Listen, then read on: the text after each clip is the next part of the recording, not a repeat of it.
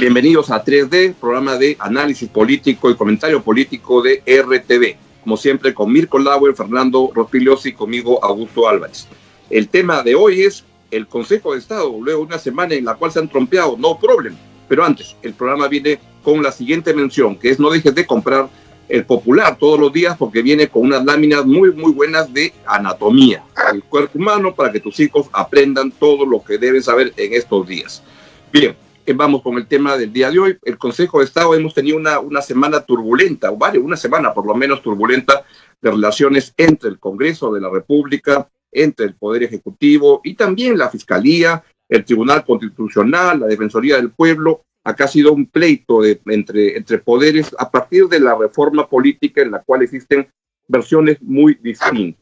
Sin embargo, luego de toda esta trompeadera, el día anteayer, el presidente Vizcarra convocó para ayer a las 10 de la mañana a un consejo de Estado y cuando parecía que iba a sacar chispas, a la salida emitieron un comunicado, si lo puedes ponchar brevemente, en el cual lo que si uno lo lee con atención parece que fuéramos Suiza o en el peor de los casos Uruguay, porque aquí no ha pasado nada y están todos felices y tranquilos y creo que la caricatura de Carlín del día de hoy, si la puedes poner por favor, refleja un poco lo que ha pasado, porque todos llegan recontraquiñados a esa reunión, pero emitieron un comunicado que más o menos se puede traducir como peace and love, y todos se llevan bien, y aquí no ha pasado nada.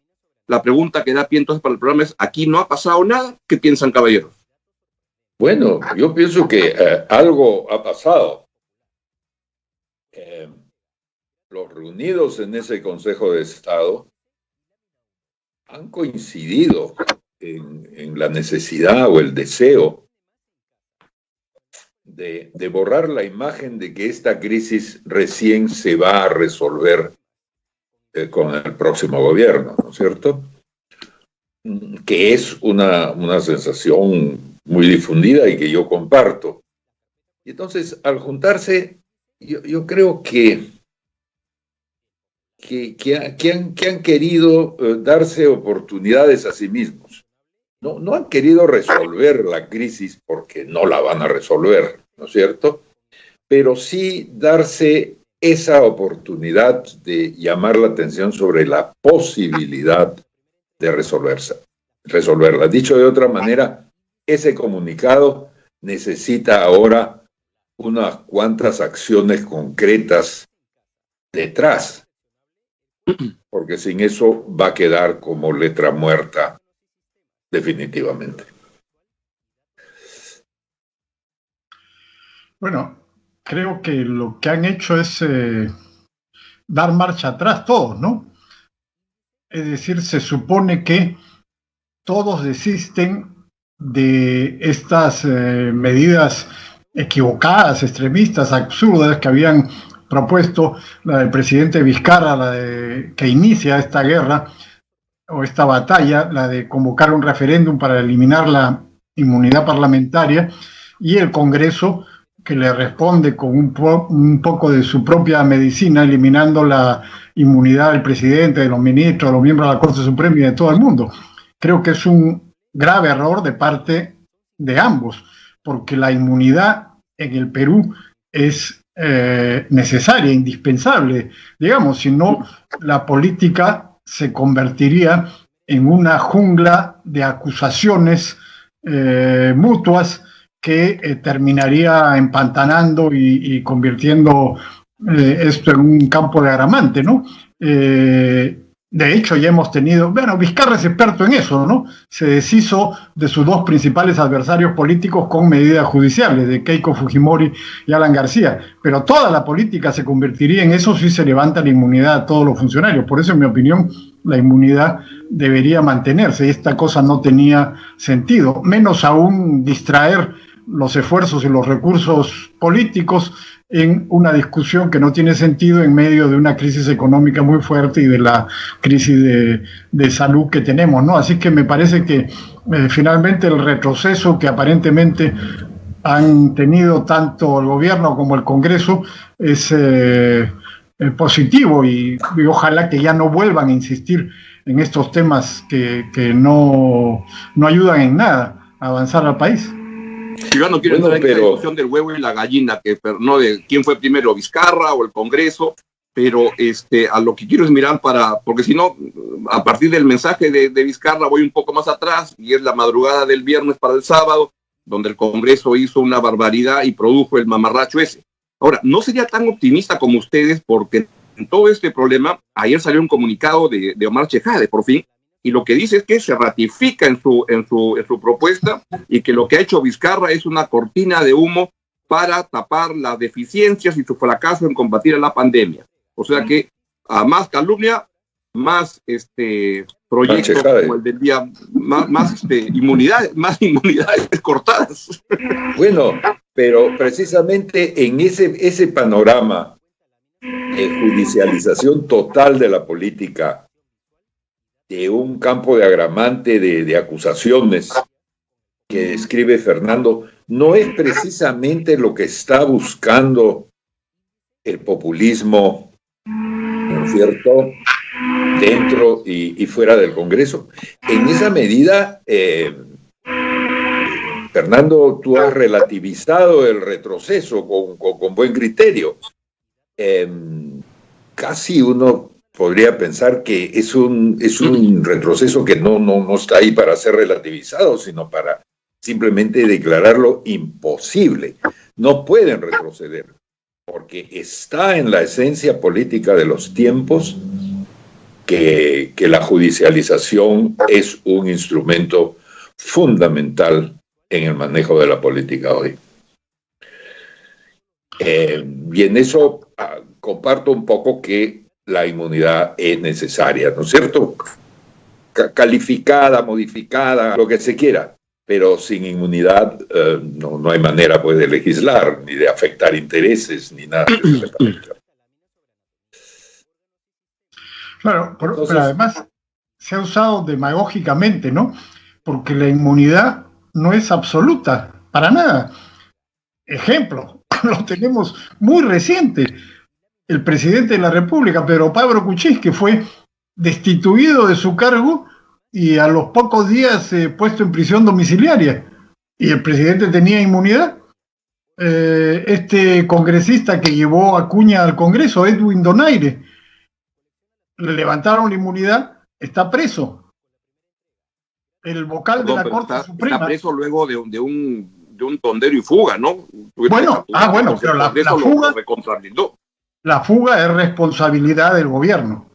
Del Congreso. Que, por supuesto, esa es responsabilidad de la policía. Igual que la fuga, del en otro caso que voy a mencionar, del vocal de la Corte Suprema, César Inostroza. Otro que tenía inmunidad, le levantaron la inmunidad y se fugó. Ya, la fuga es responsabilidad no del que le levanta la inmunidad. Es verdad que los procesos podrían agilizarse. Yo estoy de acuerdo con eso, que debería regularse para que no demoren innecesariamente. Pero lo que digo es que la inmunidad, presidente de la República, congresista, vocal de la Corte Suprema, no es absoluta. Nunca ha sido absoluto, o sea, eventualmente se puede levantar. O sea, es demagogia pura esto de estar jugando con el tema de la inmunidad, que se puede regular, que se puede hacer más rápida, en fin, todas esas cosas se pueden hacer y deberían hacerse.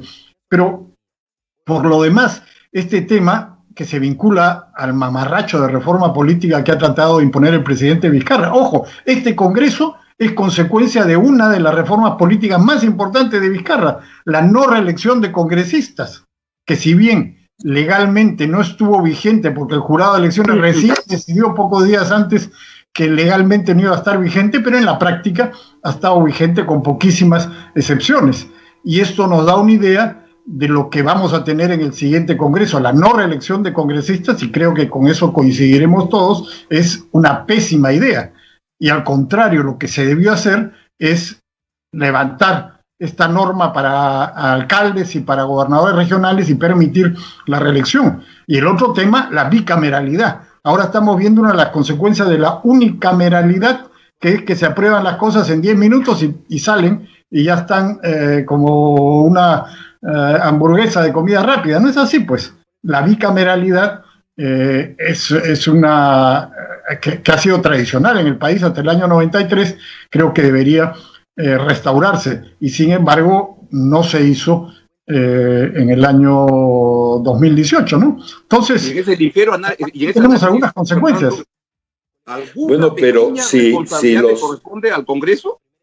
¿Perdón? Me parecería que Vizcarra tiene la culpa de absolutamente todo lo que ha pasado, de que no haya reforma, todo, y que el Congreso era lo mejor del Congreso del Parlamento británico, y donde se portaban, ellos querían hacer las cosas bien, pero Vizcarra se preocupaba por llevarlos por el camino del mal. No. El Congreso anterior, si te refieres a eso, cometió un gravísimo error. Jamás se interesó por la reforma política, fue pésimo. O sea, lo primero que debieron hacer ellos es hacer la reforma política, empezarla desde el año 2016, que se requerían cambios. Pero lo que digo, las cosas que impuso Vizcarra son un desastre, como esta de no reelección de congresistas, como no aceptar la bicameralidad, como no permitir la reelección de gobernadores y alcaldes, entre otras cosas, ¿no? Bueno, pero si estaban y están tan decididos los participantes en el Congreso, en el Ejecutivo y en otros lugares, en sus posiciones, ¿para qué se reunieron? Volviendo al Consejo de Estado. ¿Cuál ha sido, piensan ustedes, el propósito de la reunión?